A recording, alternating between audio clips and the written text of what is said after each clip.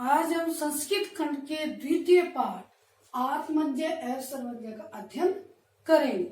आत्मज्ञ एवं सर्वज्ञ शब्द का अर्थ है आत्मज्ञानी ही सर्वज्ञ होता है, अर्थात जो अपने आप को जान लेता है वह सब कुछ जान लेता है। यह पाठ उपनिषद से लिया गया है और इस पाठ में याज्ञवल्क्य एवं मैत्री के वार्तालाप के विषय में बताया गया है। आइए संक्षेप में इस पाठ के सारांश के बारे में जानते हैं। आत्मज्ञ या सर्वज्ञ पाठ में एक दिन याज्ञवल्क्य जी अपनी पत्नी मैत्री से कहते हैं कि हे मैत्री, मैं इस गृहस्थ आश्रम से संन्यास आश्रम में प्रवेश करने वाला हूँ, अर्थात वृद्धावस्था को प्राप्त होने वाला हूँ। इसलिए मैं तुम्हारा बंटवारा अपनी दूसरी पत्नी कात्यायनी से करा देता हूँ। इस पर मैत्री याज्ञवल्क्य जी से कहती है कि यदि इस पूरी पृथ्वी का धन मुझे मिल जाए तो क्या मैं उससे अमर हो जाऊंगी। याज्ञवल्क्य ने कहा नहीं, ऐसा नहीं है। धन से अमरता की कोई आशा नहीं है, अर्थात धन से अमरता का कोई संबंध नहीं है। यह सुनकर के मैत्री याज्ञवल्क्य से कहती है कि यदि कोई आप अमरता के तत्व के विषय में या अमरता के साधन के विषय में जानते हो तो वह मुझे बताओ। इस पर याज्ञवल्क्य जी कहते हैं कि हे मैत्री, आओ मैं तुम्हें अमरता के साधन की व्याख्या करता हूँ। तो इस पाठ में अमरता के साधन के विषय में याज्ञवल्क्य जी मैत्री से बताते हैं। आइए इस पाठ का अध्ययन करते हैं। आत्मज्ञ एवं सर्वज्ञ। याज्ञवल्क्यो मैत्रीवाच मैत्रेयी उद्यासन अहम अस्मात् स्थानादस्मि तत् इस्ते अन्य कात्यायना विच्छेदम करवाणि इति। मैत्रेयीवाच यदि इयं सर्वा पृथ्वी वित्तेन पूर्णा स्यात् तत् किं तेन अहम अमृता स्यामीति। याज्ञवल्क्यवाच न इति। यथैव उपकृण्वतां जीवनं तथैव ते जीवनं स्यात्। अमृतत्वस्य तु नाशः अस्ति न आशा अस्ति वित्तेन इति। सा मैत्रीवाच येन अहम न अमृता स्याम किम अहम तेन कुर्याम्। यदेव भगवान केवल अमृतत्व साधनम जानाति तदेव मे बुद्धि।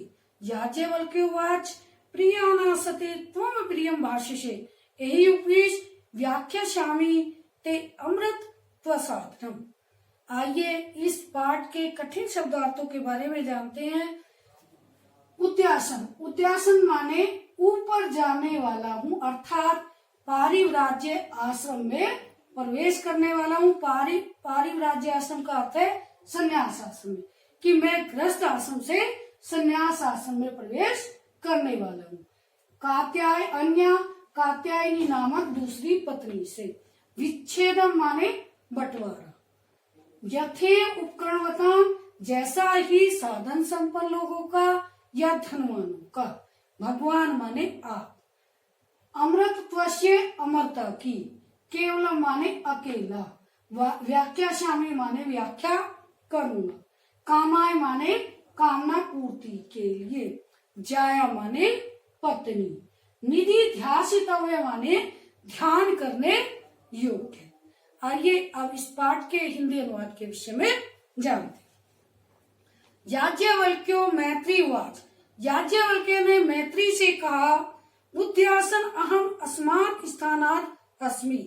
मैं इस आश्रम से अन्य आश्रम में जाने वाला हूँ, अर्थात गृहस्थ आश्रम से संन्यास आश्रम में प्रवेश करने वाला हूँ। तत् इस्ते अन्य कात्यायना विच्छेदम करवाणी इति।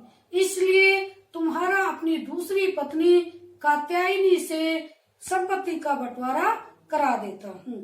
मैत्रेयीवाच। मैत्री ने कहा यदि इयं सर्वा पृथ्वी वित्तेन पूर्णा स्यात्, यदि ये पूरी पृथ्वी धन से भर जाए और वह धन मुझे मिल जाए, तत् किम तेन अहम अमृता स्यामीति, तो मैं क्या उससे अमर हो जाऊंगी। याज्ञवल्क्यवाच। याज्ञवल्क्य ने कहा न इति, नहीं। यथेव उपकरणवताम जीवनम तथैव ते जीवनम स्यात्। जैसा साधन संपन्न लोगों का जीवन होता है वैसा ही तुम्हारा होगा। अर्थात जैसा जीवन धनवानों का होता है वैसा ही तुम्हारा होगा। अमृतत्वस्य तु नाशा अस्ति वित्तेन इति। अमृता की धन से कोई आशा नहीं है, अर्थात अमृता का धन से कोई संबंध नहीं है। सा मैत्री वाच, उस मैत्री ने कहा, येन अहम ना अमृता श्याम किम अहम तेन कुर्याम, जिससे मैं अमर नहीं होंगी उससे मैं लेकर क्या करूंगी। यदि भगवान केवलम अमृतत्व साधनम जानाति तदे में बुरी।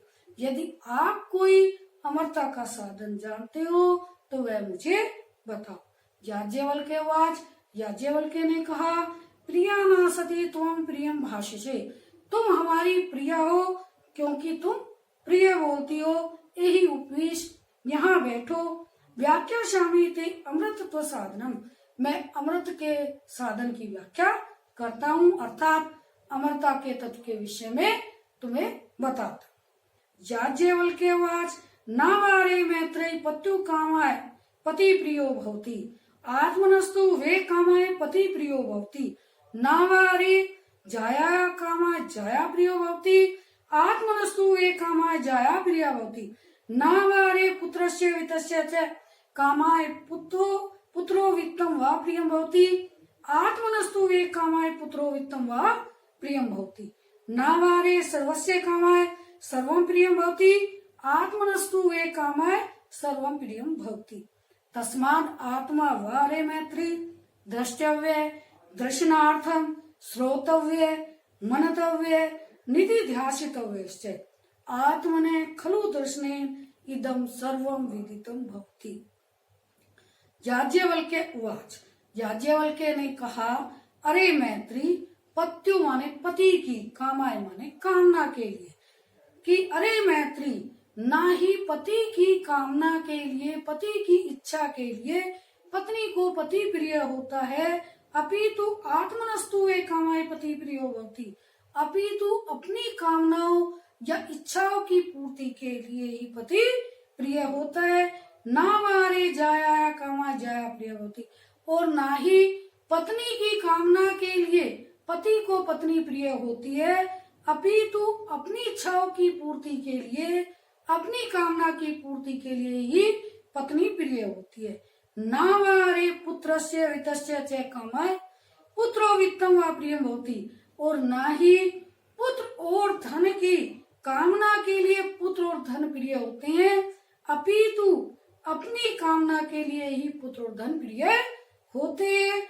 ना वारे सर्वस्य कामाय सर्वं प्रियं भवति, और ना ही सबकी इच्छाओं के लिए, सबकी कामना के लिए सब प्रिय होते हैं। आत्मनस्तु वे कामाय सर्वं प्रियं भवति, अपितु अपनी कामना के लिए ही सब प्रिय होते हैं। तस्माद् आत्मा वारे मैत्रेयी द्रष्टव्य दर्शनार्थम श्रोतव्य मंतव्य निधिध्यासितव्यश्च, आत्मने खलु दर्शनेन इदं सर्वं विदितं भवति। तस्माद् वा अरे मैत्री, अरे मैत्री, यह आत्मा ही द्रष्टव्य माने देखने योग्य है, दर्शनार्थम माने दर्शन करने के लिए है, श्रोतव्य माने सुनने योग्य है, मंतव्य माने मनन करने योग्य है, निधिध्यासितव्य से ध्यान करने योग्य है। तो अरे मैत्री, यह आत्मा ही दर्शन करने योग्य है, दर्शन के लिए है, सुनने योग्य है, मनन करने योग्य है और ध्यान करने योग्य है।